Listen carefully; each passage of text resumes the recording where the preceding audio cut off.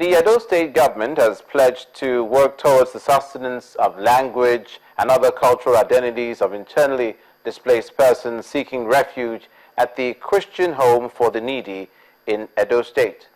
The State Commissioner for Culture and Tourism, Ms. Anina Jamitola, made the pledge when a state government delegation visited the home to deliver some of the food items pledged by Governor Shomole during his recent visit to the center.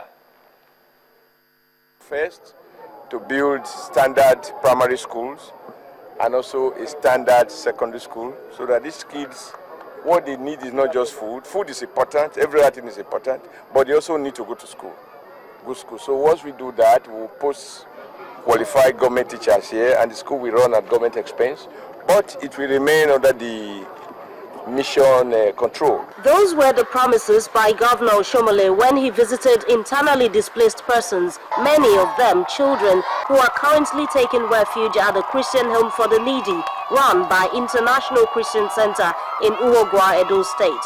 Few days later, top government officials are back here, not with more promises but with loads of goodies in fulfillment of the earlier promises by the governor.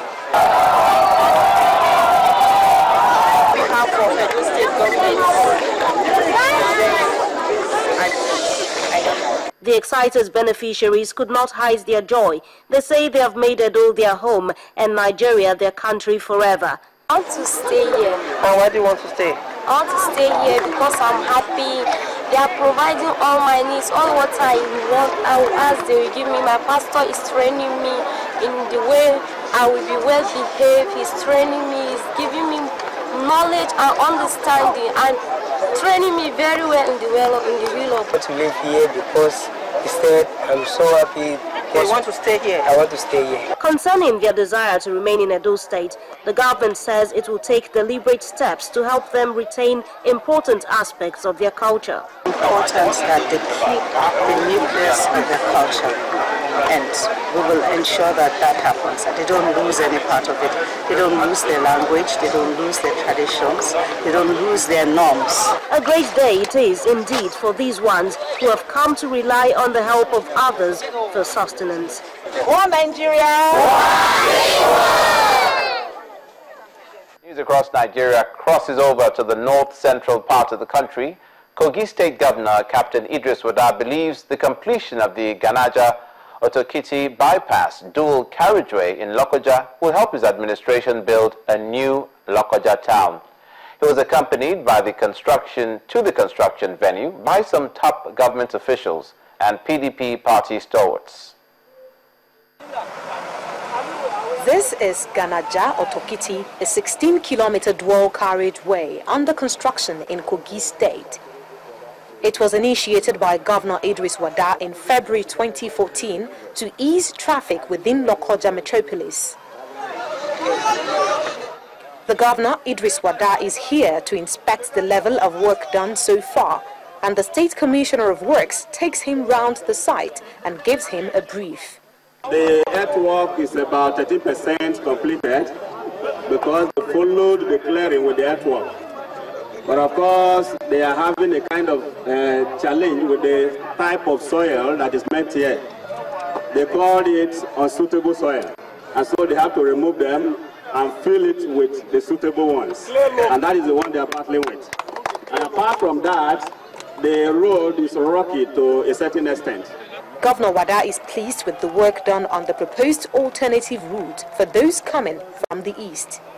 It will help us divert traffic from the town. It will make it easier for those who are coming from the east, going to the west and central, or going to Abuja.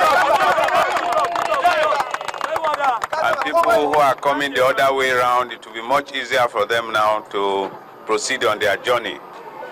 The road also gives us an opportunity to build a new Lokoja town.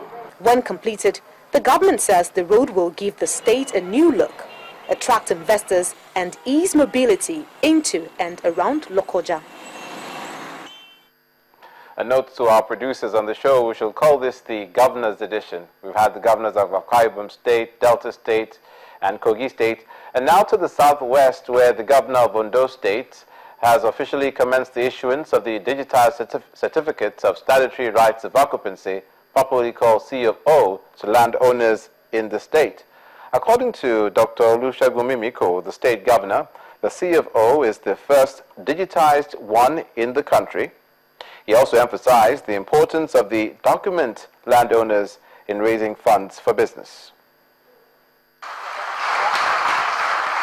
The official handover ceremony of the digitized Certificate of Statutory Right of Occupancy to some landowners in Ondo State by Governor Olusegun Mimiko in Akure, the state capital, is one of the ways the administration is executing the aggressive capitalization of land resources, part of its 12-point agenda under the Caring Heart initiative. Governor Mimiko underlines the importance of the C of O to the economy of the state and the landowners as a genuine proof of ownership in investment. The systematic land title registration kicks off in 3 local government areas of the state, namely Akure South, Akure North, and Ifedore, and is to be extended to the remaining 15 local government areas.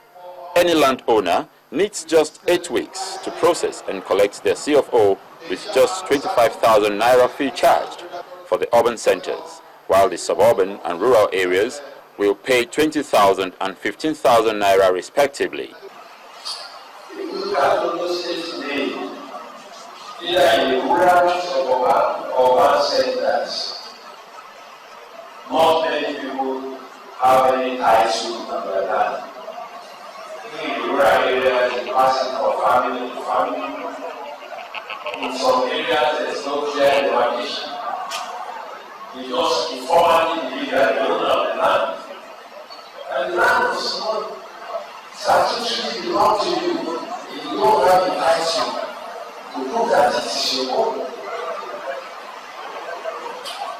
You can't transfer any business, either on your land or property, if you don't have title.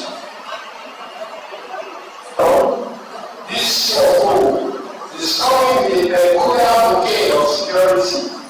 It's a two-way document to enhance security features, such as QR code and other encrypted codes to protect it from fraud.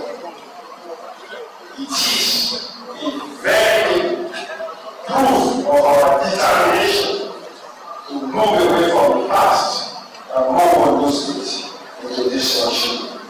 The chairman of Ondo State Land Records Bureau, the agency set up by government for land registration, Mr. Olawale Adeleke, explains the uniqueness of the document. The CFO we're issuing today is the first truly digitized CFO in the country because it comes with security code encoded on the document, which you could use to determine if it was issued by the government, and so that it would eliminate 419 or fraud from all land transactions in the state. It's the first in the country.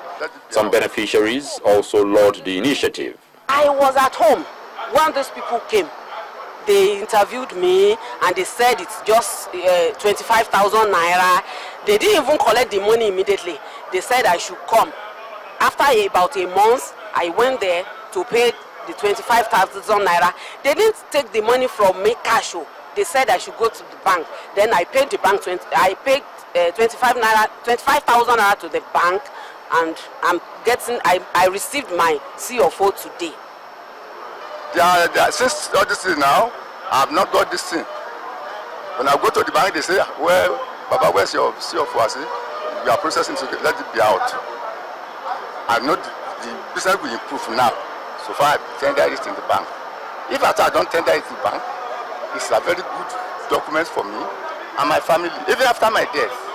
The state government says the process will also remove the bottlenecks and corruption that have made the process, hitherto, difficult. Still to come on news across Nigeria, the Ogun state government reacts to the recent sacking of some teachers. Details when we return.